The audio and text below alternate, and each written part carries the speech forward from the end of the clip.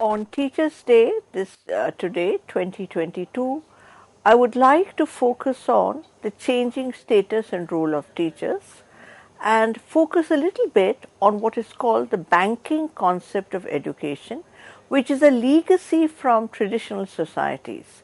Because in the past, like even as a child, I remember, you had great pride if you could memorize. You could memorize pages and pages, and it was seen as a mark of knowledge and scholarship, memorizing. In this banking concept of education, knowledge is seen as a gift given by those who consider themselves knowledgeable, that is, the teacher is knowledgeable, and the student knows nothing, and the student has to just absorb.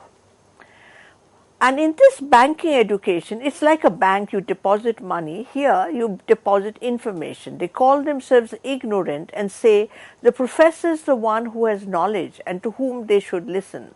Instead of communicating, the teacher issues communiques or orders and makes deposits which the student patiently receives, memorizes and repeats. It is in this context of banking education, perhaps, that Rabindranath Tagore mentioned that even the teacher to him looked like the cane that the teacher would often use to punish students who are unable to memorize and repeat, because memorizing and repeating was supposed to be the key to education. But in contrast to the banking concept of education, modern liberal education says the student must be restless, student must be impatient, hopeful, continuously asking questions. Just like all little children continuously ask questions. They tire their mothers and grandmothers by asking questions. Children have a natural curiosity. Formal traditional banking education destroys that curiosity. It becomes just to discipline. Keep quiet, don't speak in before elders, never ask questions to elders. So what happens is that knowledge becomes something which is dead. Whereas in a modern, restless, impatient education, knowledge emerges through this dialogue between teachers and students. As somebody who taught for more than 3 decades, I often used to tell my students that supposing one day the students did not come to class, how would I teach? Because it was their faces, it was their boredom, it was their interest which prompted me to speak the way I did. And initially, when I started speaking here in CEC, I found it very difficult because I could not see the students in front of me. But over a period of time, I could actually see them because often I read the feedbacks and I get a sense that people are listening, people have questions, people have criticism, and that teacher must accept those criticisms. This is called the problem-posing education in contrast to the banking concept of education. Problem-posing education sees education beginning with the solution of the teacher-student contradiction. It sees this as a dialogue. Teachers are students, students are teachers. We learn from students. We learn from their queries. Sometimes they ask a question repeatedly. It is our role as a teacher to find out, am I not teaching correctly? Is there something missing that they are not understanding? The Teachers' Day in our country, like the one which I am speaking on, is celebrated on September 5th, and all of you would know that it marks the birth anniversary of Dr. Radhakrishnan, who was the first Vice President and the second President of independent India. He was also a scholar, a philosopher, and a teacher. But this is not the World Teachers' Day. Now, when I say learn 5th September, Teachers' Day, that's the banking concept of education. When I say 5th September is Teachers' Day in India, but this is not Teachers' Day everywhere. And World Teachers' Day or International Teachers' Day is observed elsewhere on October 15th. It is different. Immediately I problematize. I make the story a little more comparative, a little more problematic. And you say, yes, in different contexts, Teachers' Day is celebrated differently. Each Teacher's Day has its own history to tell. I have another history that I would like to share with you. How did the World Teachers' Day come about?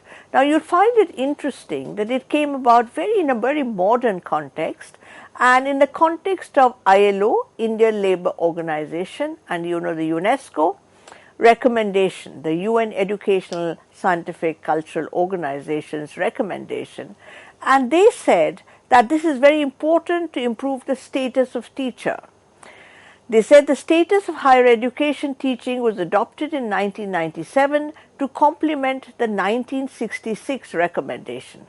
Teachers are human beings, just like anybody else, like doctors, like nurses.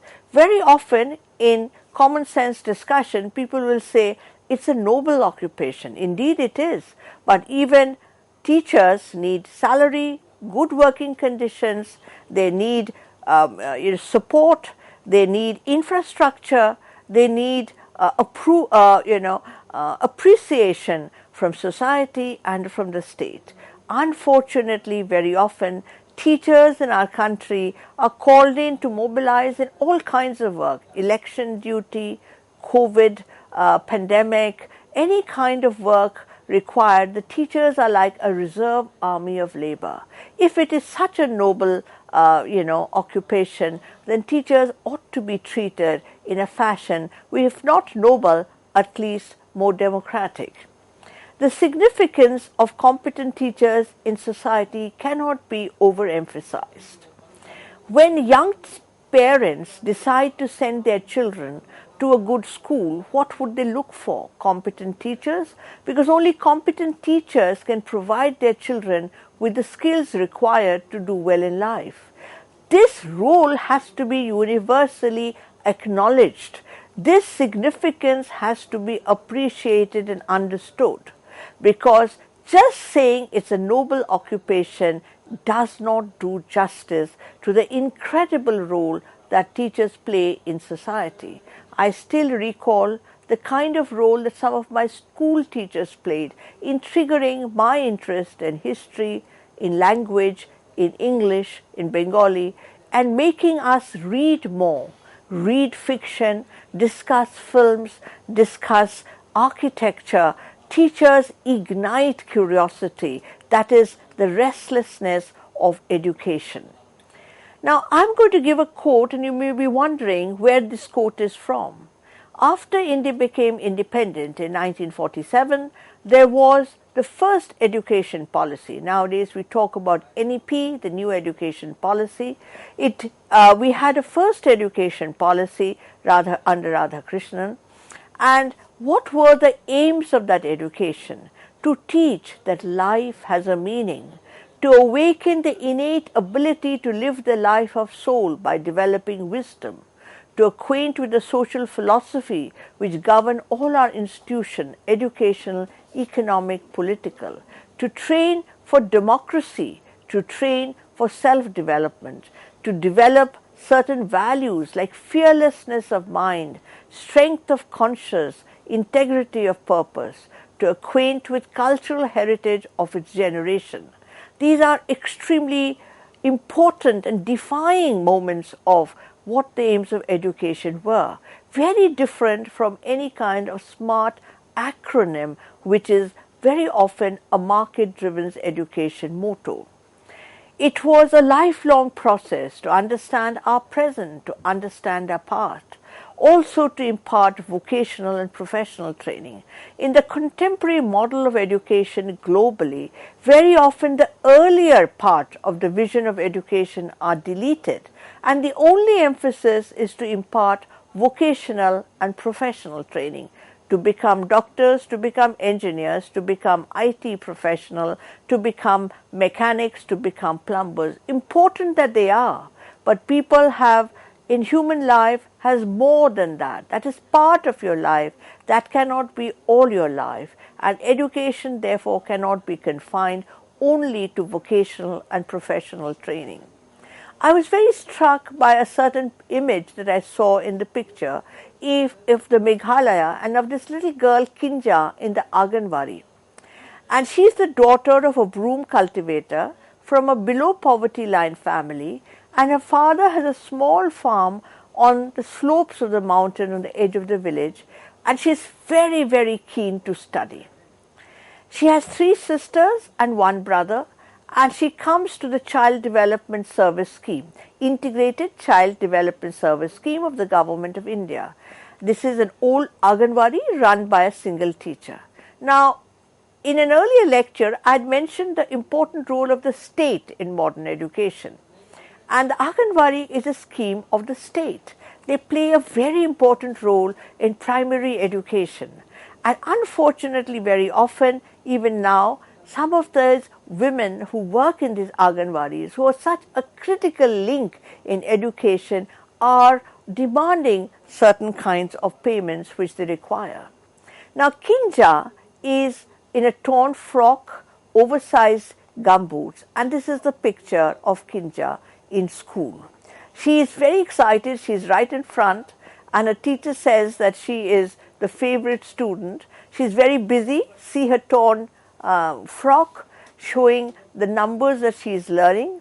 She is here with her friends, and here, she is waiting for the food that is offered during the school. As you know, the midday meal, for many of them come from dispossessed families, and this meal makes a huge difference to these little children who have a burning desire to be educated, very different sometimes from children of privileged backgrounds who are bored with education, who don't find anything of any interest because they are jaded by all the kind of instant gratification which is available today. Now, I don't want to spend more time with Kinja, interesting and touching as it is, but I want to shift the discussion to a contrasting issue about digitalized classroom and the challenge that teachers have in a digitalized day, the role of technology. As I mentioned in my entire presentation, I'm talking about different contexts, different role of teachers, different kinds of classroom. Kinja is in one kind of classroom, and we have high technology digitalized classroom. And I was looking at the internet, and of course there are a lot of firms now, educational firms for digitalization, and I was looking at the advertisement of one of them, and they say the 7 benefits of digital classrooms over traditional classrooms. What are these traditional benefits? So they say they are flexible, they are more accessible, they aggregate information, they increase accountability, you can have online exam, you can upload each student's progress. Now look at each of these. Flexible because you can do it, as they say, from the comfort of their home according to your convenience. You can just put on your computer and it's accessible. You don't have to go to the library and collect data from one book and some other notes from everywhere else. It's all given to you. It is truly a banking education in a new format. But think a little more. Would Kinja be able to use this education? Would she find this flexibility of any importance when she has neither a computer, nor maybe connectivity, nor maybe continuous electric connection? Would this be a more exclusive education, extremely useful? Just like I find these lectures extremely useful thanks to the technology that is there. But we cannot forget that there are many who cannot access it. And the COVID pandemic has shown that very often the most marginalized have been impacted very, very badly by the online education, while many of us who are privileged have benefited enormously.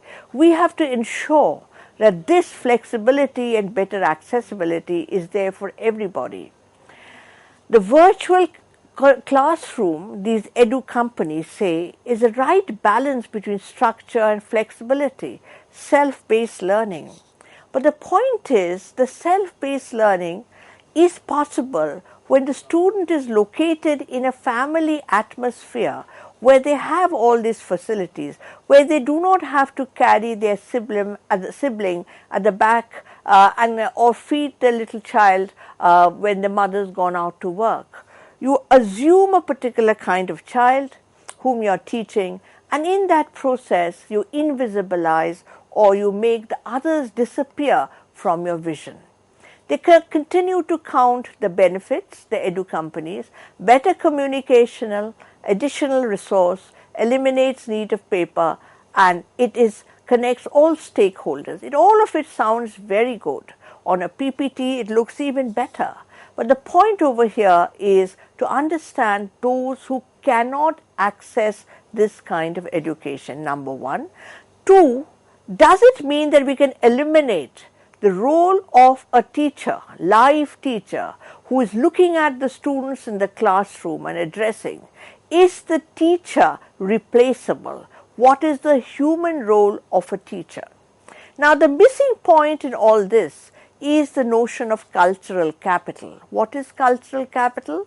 The idea that very often when you have a dropout of young girls, dropout of marginalized children coming from a marginalized background, Bourdieu, a very well-known sociologist, said this dropout rate cannot be explained by the fact that some people are more bright and some people are not bright, but it has to be understood by looking at distribution of cultural and economic capital between classes and class fractions. So, if I come from a family where there are books all around, my mother and father are educated, my grandmother and grandfather are educated, where I have access to encyclopedias, where I can put on the internet and read whatever, where I can get clarified from my parents, I have a great deal of not economic capital alone, but cultural capital, which makes my relationship to school very, very different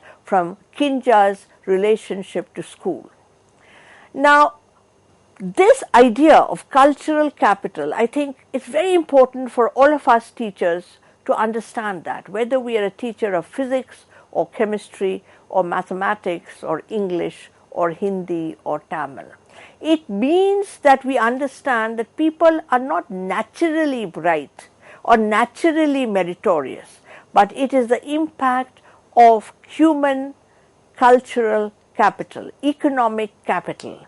So, it could be, can I afford a good tutor? It could also be the natural atmosphere in the house, which makes learning so simple, which makes language so easy, which makes general knowledge so simple.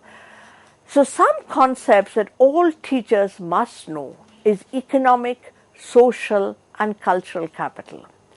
What does it mean? Economic capital, very obvious by the term itself, is that depending upon the kind of schools you go to, if you go to a very, very privileged private school, you can only go because your family can afford the fees, or go in our contemporary India, now that we have so many private universities, you can go to the best private universities because the fees are very high.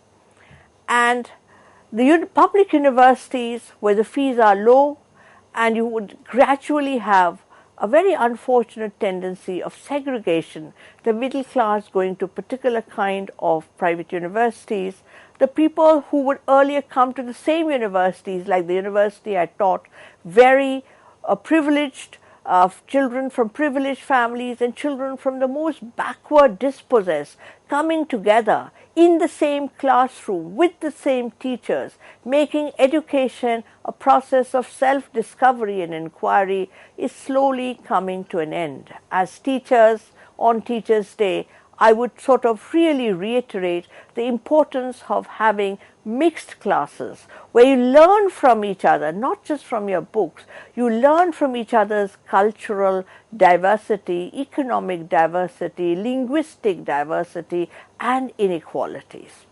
So, economic capital is simple. Social capital, the point that I just said, social and cultural capital, how you talk, how you move, how you dress, how confident are you? How confident are you of asking a question to a teacher? How diffident are you? How apologetic you are depends upon the socialization that you got at home.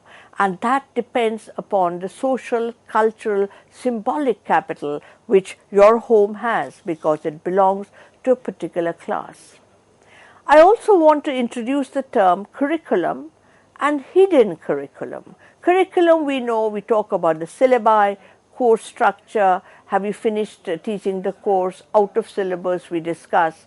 We discuss how you should teach, how it will be divided, what kind of evaluation, whether you have midterm semester exams or end semester exam, what will be the marking system, all part of the curriculum.